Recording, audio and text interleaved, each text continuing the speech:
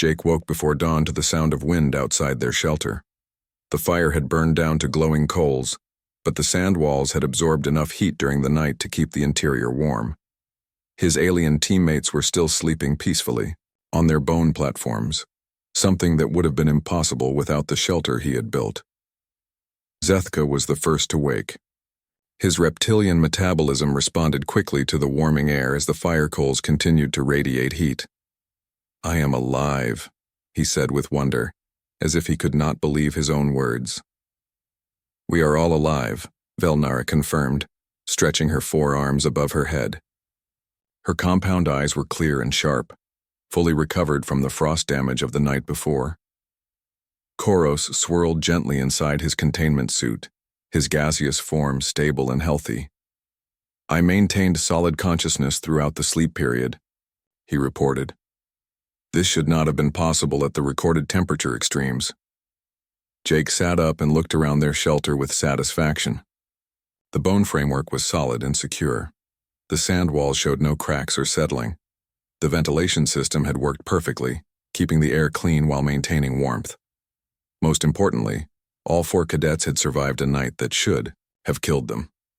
"Time to see what morning looks like on Zerion Prime," Jake said, crawling toward the shelter's entrance. He pushed aside the piece of fabric that covered the opening and immediately felt the temperature difference. Outside, the air was still well below freezing, but the eastern horizon showed the first hint of light from the approaching suns. Jake estimated they had about 2 hours before the temperature would start to rise. "The external temperature remains deadly," Zethka observed, staying well back from the entrance. "For now," Jake agreed. "But the suns will change that quickly. Desert planets heat up fast once daylight arrives." As they waited for sunrise, Jake taught his teammates more about human survival techniques. He showed them how to collect dew water from the rocks outside their shelter. He explained how to identify edible plants by their leaf shapes and growing patterns. He even demonstrated how to predict weather changes by watching cloud formations and wind directions. "These skills require no technology," Velnara observed with growing respect. "Yet they provide the same results as our most advanced sensors." "Better results sometimes," Jake replied. "A sensor can break or run out of power. Knowledge in your head works as long as you are alive." When the first sun finally appeared above the horizon, the change was dramatic. The temperature began rising immediately, and within an hour the deadly cold had become merely uncomfortable. Jake disassembled their fire carefully, burying the coals in sand to prevent any chance of accidental ignition. Safety was always the most important consideration when dealing with dangerous elements. "We should remain in the shelter until the temperature stabilizes," Zethka suggested. His reptilian instincts made him cautious about temperature changes. "No," Jake said, beginning to dismantle their bone framework. "We need to move before the day gets too hot. Desert travel is safest in the early morning and late evening." "You are destroying our shelter," Koros observed with alarm. "We may need it again." Jake smiled and continued his work. "I can build another one anywhere there are bones and sand. Now that you know how it works, you can help build it faster next time." This statement revealed another fundamental difference between human and alien thinking. Jake's species had learned to be mobile and adaptable. They did not form permanent attachments to structures or locations. If conditions changed, humans simply moved to better conditions and rebuilt what they needed. As Jake worked, a distant sound reached their ears. It was the deep rumble of aircraft engines approaching from the south. All 4 cadets looked up to see an Academy rescue transport cresting the horizon, its sensors no doubt tracking their location. "The rescue team," Velnara said. "But we have not activated our distress beacons." "We do not need rescue," Zethka added. "The mission parameters called for 72 hours of survival. Only 18 hours have passed." Jake stood up from his dismantling work and waved to the approaching ship. "They are not here to rescue us," he said with confidence. "They are here to check on us. The Academy probably monitors all training missions to make sure cadets are not in real danger." The transport landed nearby, and 3 figures in Academy uniforms emerged. Jake recognized the lead instructor, Commander Ross, a gruff human with 30 years of military experience. Behind him came Dr. Thixara, a Saurian medical officer, and Lieutenant Zephion, a Chitani mission specialist. Commander Ross approached their group with obvious surprise. He had expected to find 4 cadets huddled around a failing distress beacon, possibly suffering from exposure and hypothermia. Instead, he found them healthy, warm, and calmly breaking down what appeared to be a sophisticated survival shelter. "Report, cadets," Commander Ross ordered, but his tone carried curiosity rather than concern. "Sir," Jake replied, standing at attention. "All cadets are healthy and mission-capable. We encountered a sandstorm that scattered our equipment, but we adapted and overcame the challenge." Dr. Thixara approached Zethka with a medical scanner. "Your core temperature readings are normal," she reported with amazement. "How did you survive the thermal extremes without technological assistance?" "The human-built shelter," Zethka replied simply. "He used primitive construction techniques that proved superior to our advanced preparation." Lieutenant Zephion examined the remains of Jake's bone shelter with her compound eyes. As a Chitani, she could appreciate the precise engineering that had gone into the construction. "This structure follows optimal thermodynamics principles," she observed. "The materials are crude, but the design is mathematically sound." Commander Ross walked around the shelter site, noting the efficient use of available materials and the evidence of careful planning. "Morrison," he said, "where did you learn these construction techniques?" "Summer camp, sir," Jake replied honestly. "And camping trips with my family." The 3 academy instructors exchanged glances.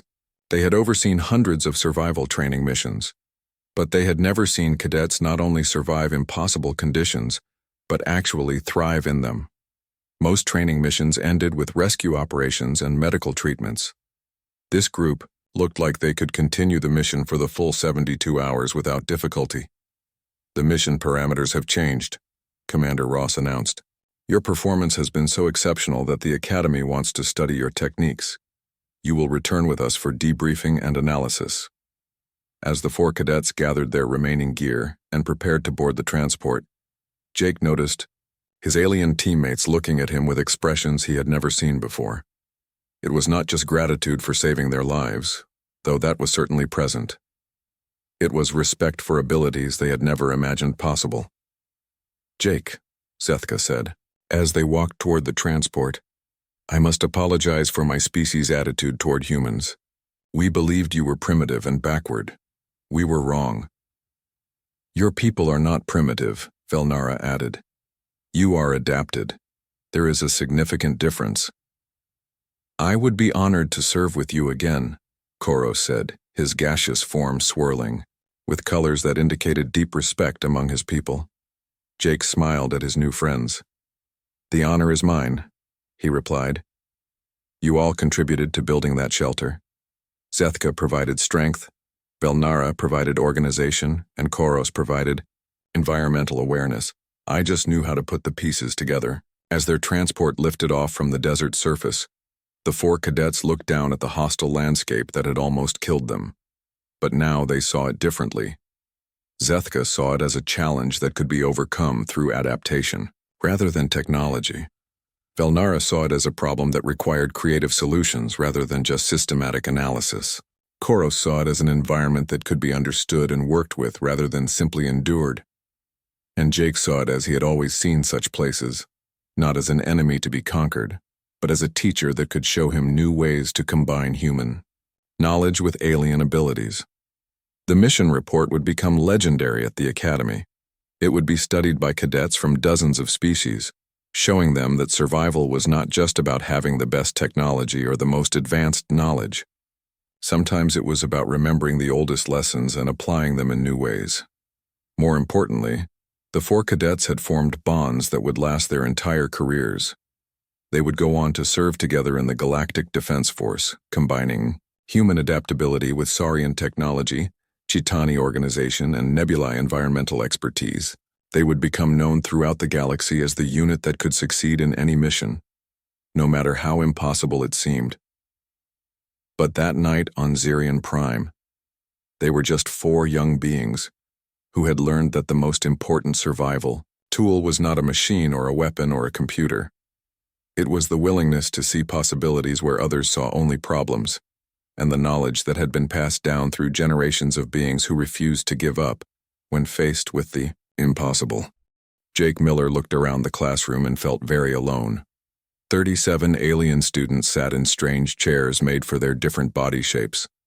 Some had 4 arms, others had no arms at all. A few breathed different air through tubes connected to tanks on their backs. Jake was the only human in advanced xenobiology, and he knew everyone thought he did not belong there. The classroom was huge, with a ceiling that went up so high Jake could barely see it. Holographic displays floated in the air showing pictures of strange creatures from distant worlds. The walls were made of some kind of metal that changed colors when the light hit it. Everything here was built for beings much more advanced than humans. Jake had gotten into this class through the Galactic Educational Exchange Program. Earth had only joined the galactic community 5 years ago. Most worlds had been part of it for hundreds or thousands of years. The program was supposed to help young humans learn about the galaxy, but Jake often wondered if he was just here so the aliens could laugh at how simple humans were. His classmates came from 12 different worlds. The Zentarians looked like tall, thin people made of blue crystal. They could think faster than any computer Earth had ever built.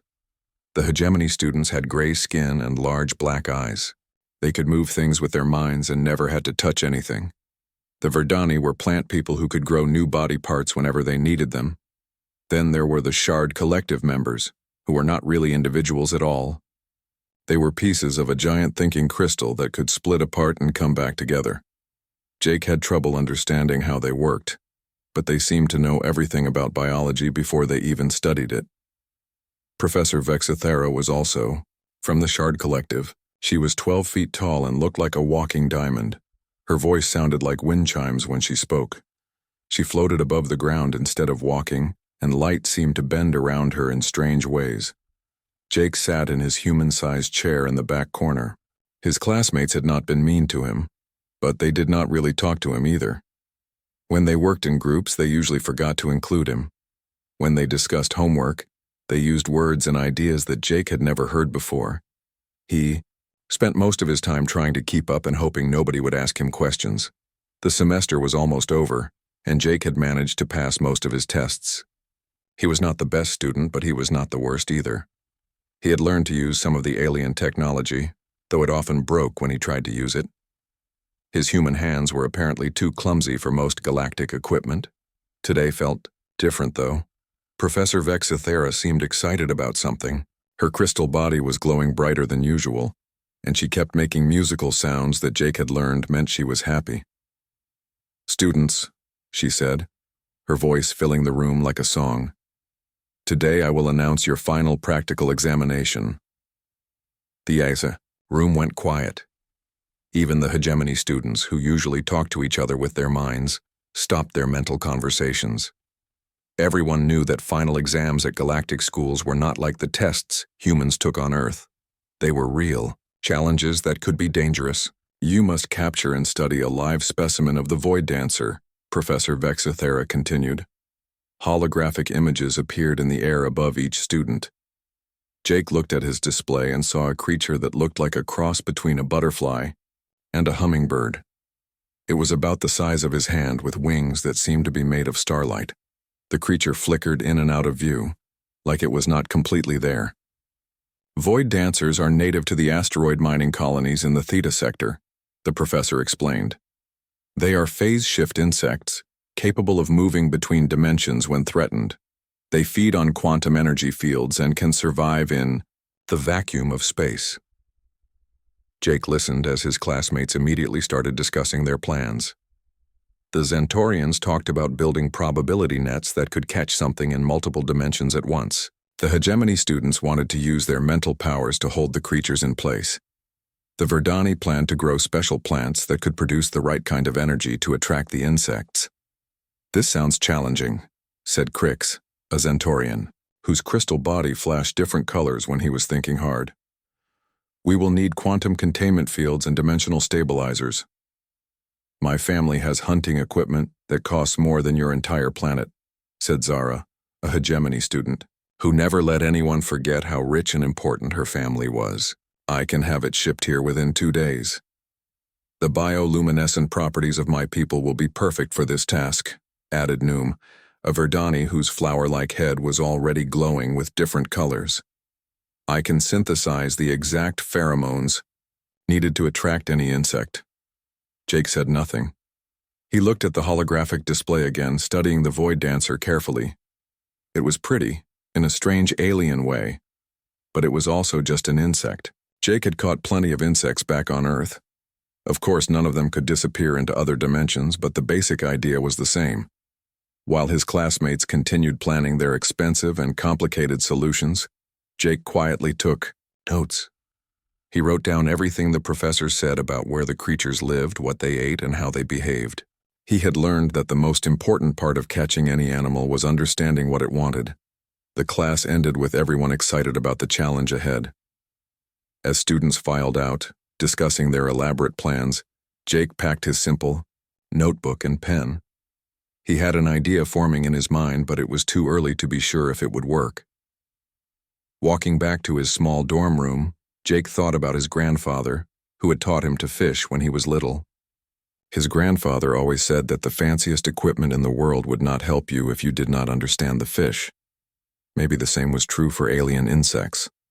Jake smiled to himself. His classmates might have better technology, but he had something they did not. He had grown up on a world where people had to be clever to solve problems, not just throw expensive equipment at them. It was time to see if human cleverness could work on an alien insect. The challenge would begin. In 3 days, Jake had a lot of work to do. 3 days later, Jake found himself on a transport ship heading to mining station Delta 7. The ship was crowded with his 37 classmates, all carrying equipment that looked like it came from science fiction movies. Jake sat quietly in the back with a single small bag containing his supplies. The Zentorians had brought a device that hummed with energy and created small lightning bolts between its metal parts. They called it a probability manipulator, and they claimed it could change the chances of things happening. Jake did not understand how that was supposed to help catch an insect, but the Zentorians seemed very confident.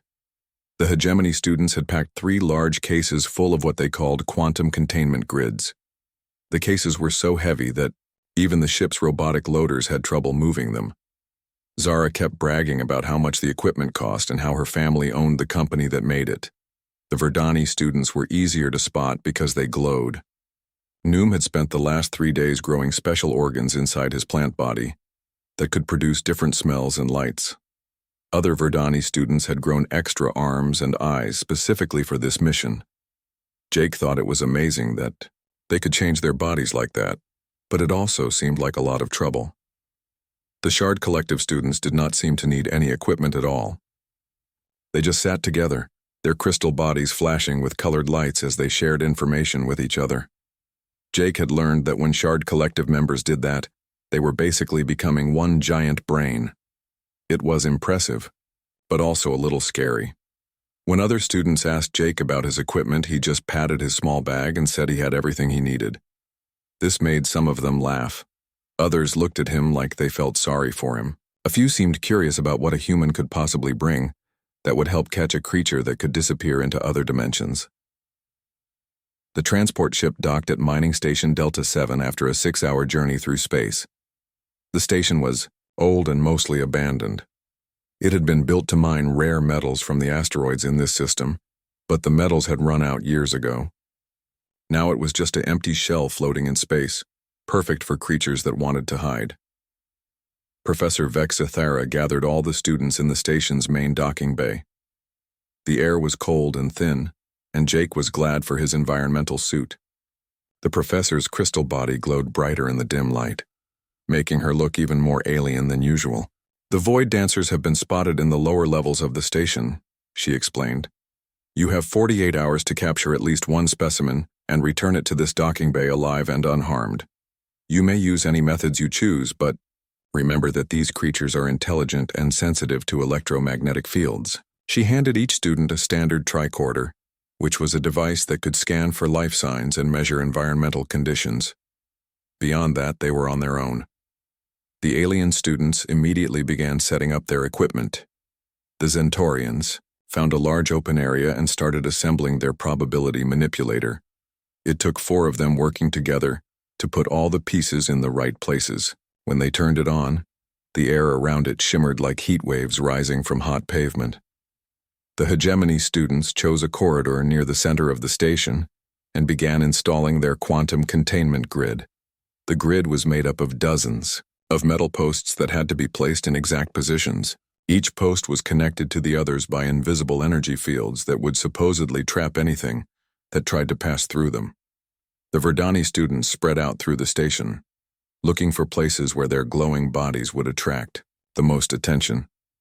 They could control their light output and even change colors, turning themselves into living lamps that they hoped would draw the void dancers close enough to catch. Jake watched all this activity with interest, then picked up his bag and walked away from the main group. He wanted to find a quiet place where he could work without being disturbed. He also wanted to explore the station and learn more about the environment where the void dancers lived. The lower levels of the station were dark and quiet. Jake's suit had built-in lights that helped him see, but he tried not to use them too much. He had read that void dancers were sensitive to bright lights and would phase shift away if they felt threatened. As he walked through the empty corridors, Jake used his tricorder to scan for information about the air composition, temperature, and electromagnetic fields. He also looked for signs that the void dancers had been in the area recently. The tricorder could detect traces of their quantum energy, which showed up as small purple dots on its display screen. After an hour of exploration, Jake found what he was looking for. It was a small room that had probably been used for food storage when the station was active. The room was isolated from the main power systems, so there were very few electromagnetic fields to bother the insects. It also had several vents that led to other parts of the station, giving the void dancers easy ways to come and go. Best of all, Jake's tricorder showed high concentrations of the quantum energy traces.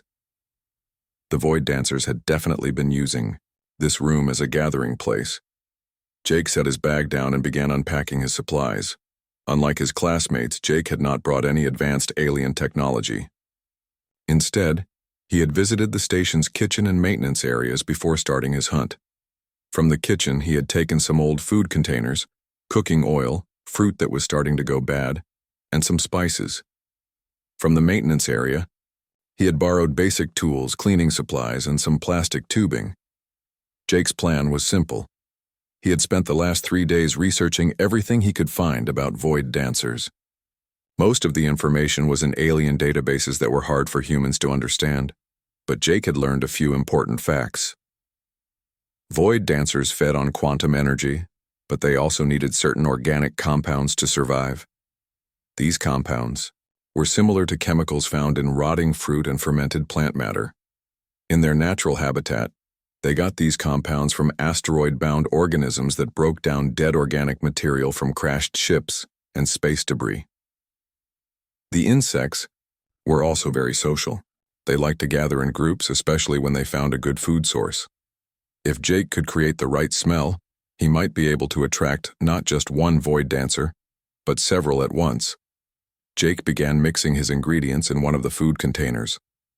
He added pieces of overripe fruit, a small amount of cooking oil, and some spices that he hoped would create the right chemical combination. Then he sealed the container and used a small heating element from his suit to warm the mixture. While the mixture fermented, Jake built his trap. It was not fancy or high-tech. It was just a simple funnel made from plastic sheeting, connected to a clear container by the tubing he had borrowed. The idea was that insects would be attracted by the smell, fly into the wide end of the funnel, and then find themselves in the container with no easy way to get out. Jake had built similar traps as a kid to catch flies in his backyard. The design was thousands of years old, probably invented by some cave dweller who got tired of insects buzzing around his food. But it worked, and that was what mattered. As Jake worked, he could hear his classmates in the distance. The Zentorians were arguing about probability calculations. The hegemony students were complaining that their equipment was not working properly in the station's environment. The Verdani were singing to each other. which was apparently how they coordinated their activities. Jake smiled to himself as he put the finishing touches on his trap. His classmates were probably right that their methods were more advanced and sophisticated. But Jake had learned something important during his time at the Galactic School. Advanced and sophisticated did not always mean better. Sometimes the old ways worked best. Jake waited in the dark storage room for 6 hours before anything happened. His fermentation mixture had been bubbling quietly in its container, producing smells that reminded him of his grandmother's compost pile. The scent was not pleasant to human noses, but Jake hoped it would be irresistible to creatures that fed on quantum energy and organic decay. While he waited, Jake could hear his classmates struggling with their equipment throughout the station. The Zentorians had managed to get their probability manipulator working, but it kept creating random effects that made their tools disappear or turn into flowers. Every few minutes, Jake would hear them shouting in their musical language as something else went wrong. The hegemony students were having even worse problems. Their quantum containment grid required precise calibration, but the station's old, electromagnetic systems kept interfering with their controls. Jake heard Zara's voice echoing through the corridors as she yelled at her teammates about the expensive equipment not working properly. The Verdani students seemed to be doing better at first. Their natural glowing abilities worked fine in the station environment, and they had spread themselves throughout the lower levels like living street lamps. But after several hours with no results, even they started to sound frustrated. Their singing had turned into something that sounded more like complaining. Jake checked his tricorder and saw that void dancers were moving through the station, but they were avoiding all the areas where his classmates had set up their equipment. The creatures seemed to be scared away by the bright lights, loud noises, and strong electromagnetic fields that the alien technology produced. This was exactly what Jake had hoped would happen. He had read that void dancers were shy creatures that preferred quiet, dark places with minimal energy signatures. All the advanced equipment his classmates were using was basically announcing its presence to every creature within miles of the station. Jake's simple trap, on the other hand, was almost invisible to the kind of sensors the void dancers used. It had no electronic parts, no energy fields, and no bright lights. It was just plastic, metal, and organic chemicals. The same kinds of materials the creatures were used to finding in their natural environment. At hour 7, Jake's tricorder finally detected movement approaching his location. He held very still and watched the room's entrance. A faint shimmer appeared in the air near the doorway, like heat waves or light bending through water. The void dancer materialized slowly, as if it was deciding whether this room was safe. Jake got his first good look at the creature and had to admit it was beautiful. It was about the size of his hand, with wings that seemed to be made of liquid starlight. Its body was translucent, and Jake could see what looked like tiny galaxies spinning inside it. The creature floated near the ceiling, its wings barely moving as it tested the air. Jake could see its head turning as it picked up the scent from his fermentation mixture. The void dancer's behavior reminded him of a butterfly checking out flowers in a garden. After a few minutes, the creature descended toward Jake's trap. It approached cautiously, circling the funnel opening several times before finally entering.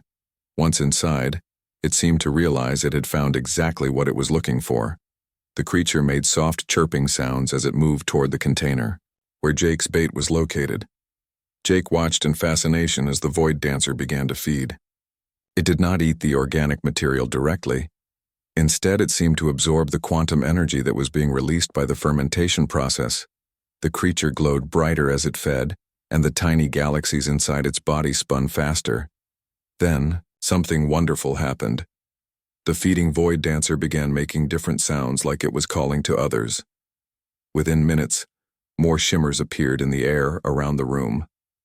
One by one, additional void dancers materialized and entered Jake's trap. Soon Jake had 7 void dancers in his container, all feeding happily on his homemade bait. They did not seem distressed or trapped. They acted more like they had found a really good restaurant and were enjoying a meal with friends. Jake carefully sealed his container and picked up his tricorder to record detailed observations of the creature's behavior. This was the other part of the assignment that many of his classmates seemed to have forgotten about. They were so focused on the capture part that they had not thought much about the study part. Jake spent 2 hours watching his captured void dancers and taking notes. He observed how they communicated with each other, how they shared the quantum energy from his bait, and how they seemed to phase in and out of dimensions even while contained. It was like watching a nature documentary about aliens. The most interesting thing Jake noticed was that the void dancers did not seem to phase shift when they were calm and well-fed. Their dimensional abilities appeared to be a stress response, like a rabbit running from a predator. As long as they felt safe and had access to food, they stayed in normal space-time. This explained why his classmates were having so much trouble. Their advanced equipment was designed to force the creatures to stay in one dimension, but the force itself was what made the creatures want to escape. It was like trying to catch a scared animal by chasing it with loud noises and bright lights. Jake's approach was the opposite. He had created an environment where the void dancers wanted to stay. They were not trapped. They were guests at a dinner party. After completing his observations, Jake packed up his equipment and headed back toward the main docking bay. Along the way, he passed several of his classmates who were still struggling with their setups. Crix, the Zentaurian, was sitting next to his probability manipulator with his crystal head in his forehands. The device had apparently turned all of his other equipment into butterflies, which were now flying around the corridor in colorful clouds. "How goes your hunt, human Jake?" Crix asked in his musical voice. Jake held up his container, which now contained 7 glowing void dancers. "Pretty well, actually." Crix stared at the container in shock.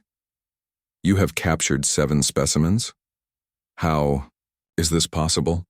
Our probability calculations indicated that each creature would require a 78.3% chance manipulation to achieve containment.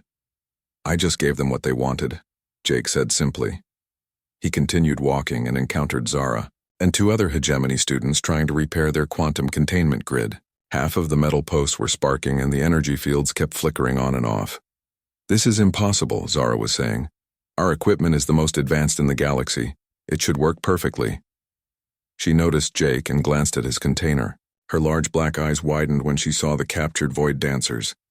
"You cannot be serious," she said. "You used primitive human methods to capture quantum phase insects? That is scientifically impossible." "Maybe," Jake said, "but it worked." Further down the corridor, Jake found Noom and 3 other Verdani students looking tired and dim. They had been glowing at full brightness for hours, and their plant bodies were starting to wilt from the effort. "Human Jake," Noom said weakly. "Have you had success in your hunting?" Jake showed him the container. The Verdani's flower head perked up with interest. "Remarkable," Noom said.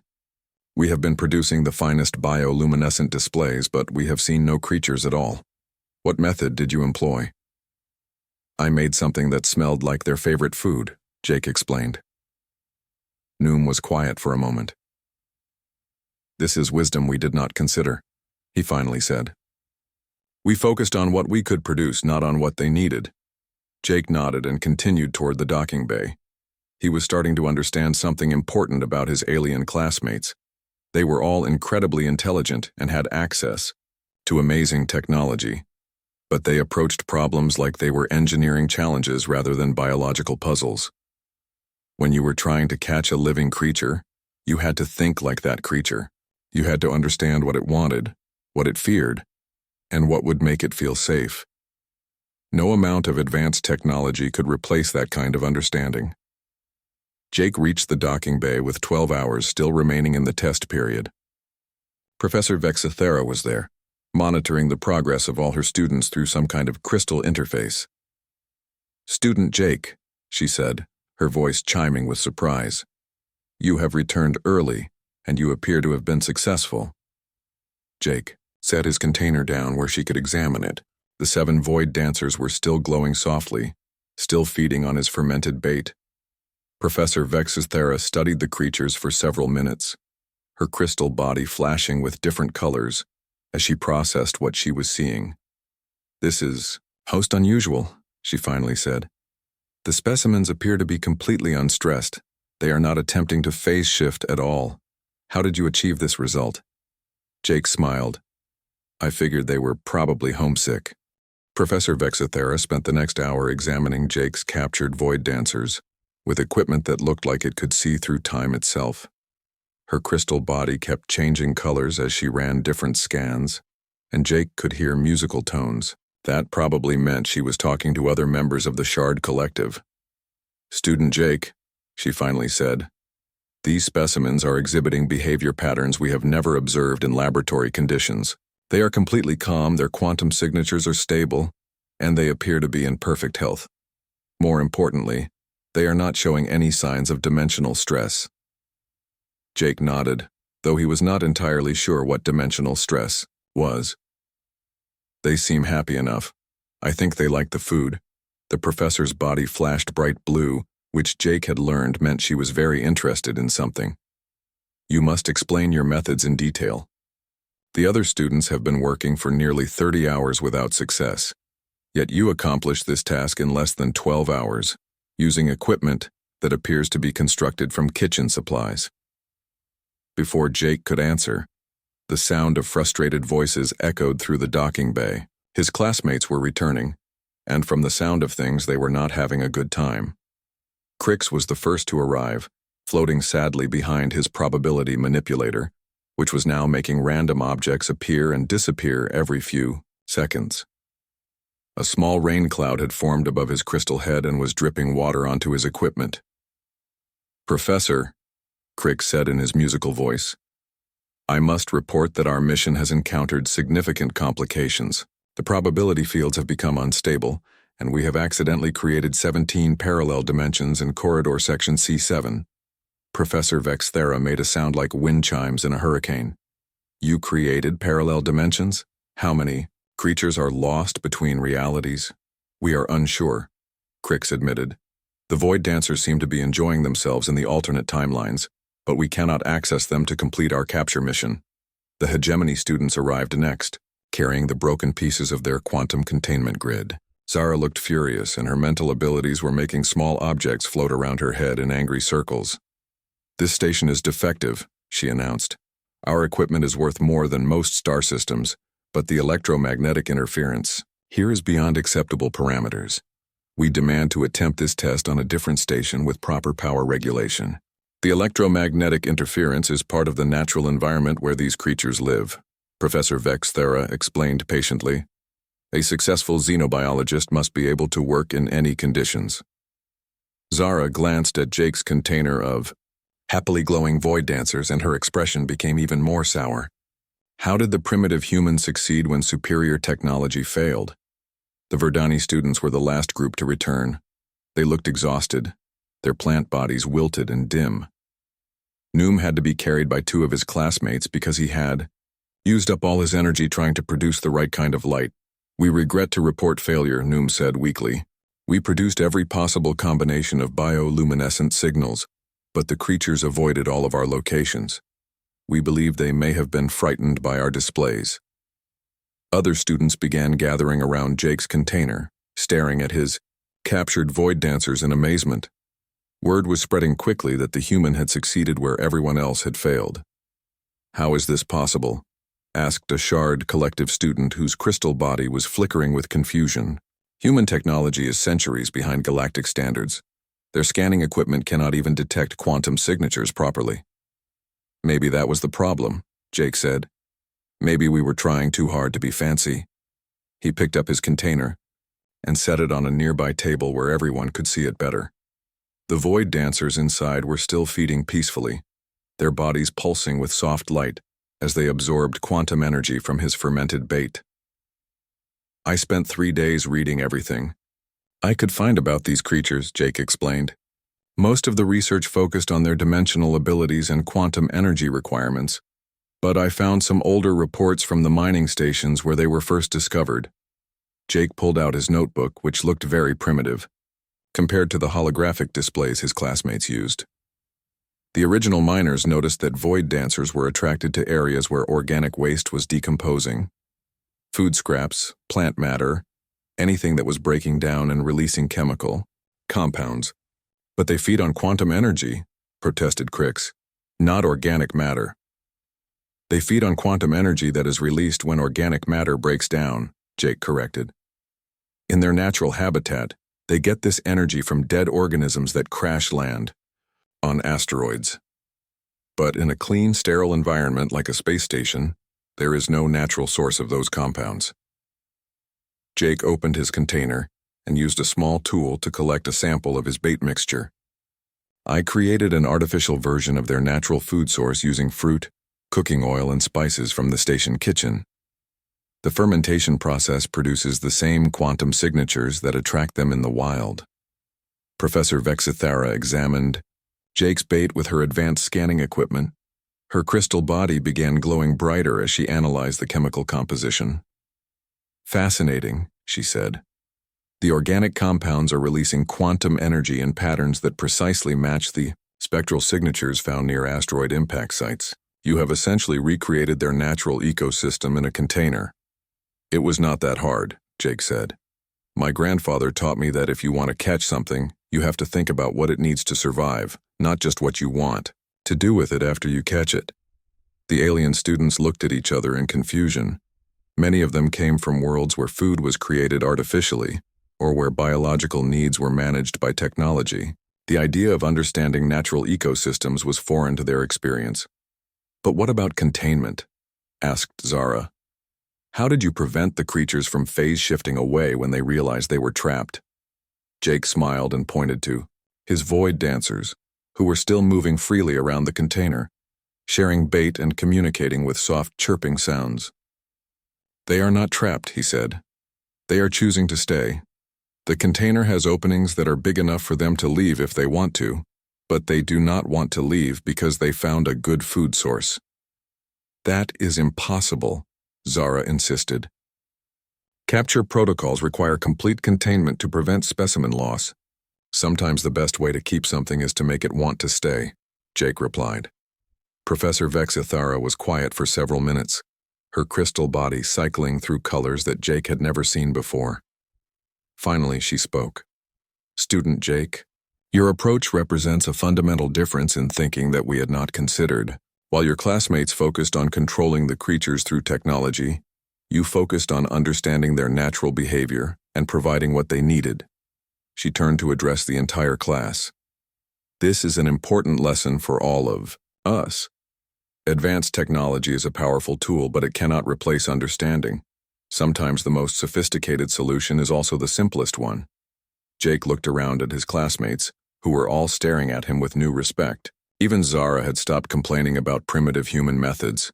"Could you teach us how to build these traps?" asked Noom, who was looking much better after resting. "Sure," Jake said. "The design is about 5,000 years old on Earth. We call it a funnel trap, and humans have been using it to catch everything from fish to flies." Crix's crystal head tilted in a way that indicated curiosity. "Your people have been solving biological puzzles for 5,000 years?" Jake laughed. "A lot longer than that, actually.